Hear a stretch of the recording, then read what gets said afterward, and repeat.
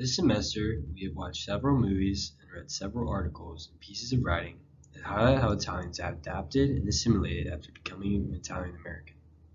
Both second and third generations have faced several challenges and had to embrace several stereotypes surrounding their nationality. I'm going to highlight several themes and connect these to several readings that highlight the important pieces of information in this course regarding the Italian American experience and their struggles through assimilation. Earlier in the year, we watched a film that introduces a character that is immigrating to America in order to provide for his future wife back home. The main character, Beppo, is seen interacting with a man asking for money.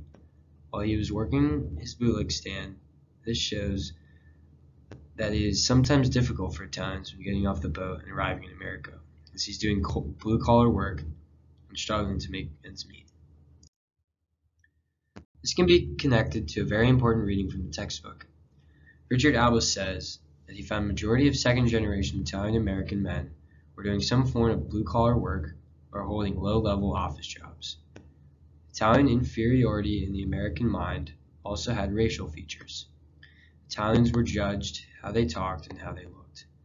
Alba explains that when getting to America, these are a new wave of workers that look completely different, and it was difficult to get education and higher level jobs at first, simply because they didn't have the experience. And they looked and spoke completely different.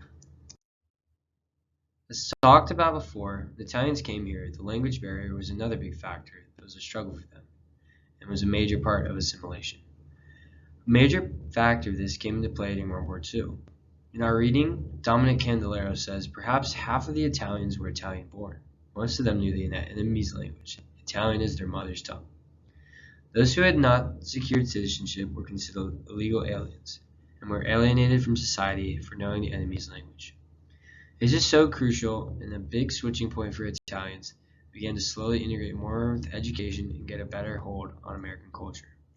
This shows that even though they were just Italians, and just because of the language they spoke, they were treated differently in America. This brings us to a scene that is very important and I think funny as well. The scene is seen as humorously plays fun at the clash between American and Italian cuisine. Seconda has to confront an American couple that is asking a lot of questions and critiquing his authentic cooking. Through sharing this information with his brother's furious.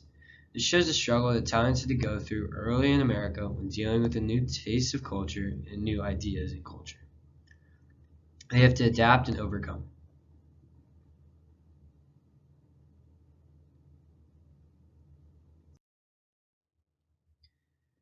The city officials in this scene were very worried about the invasion of Italians moving into New Orleans. Not only because they were worried about the competition, but rather simply because they were Italian. In this scene, Houston makes a comment and he says, "You can walk the streets and not see a single white face.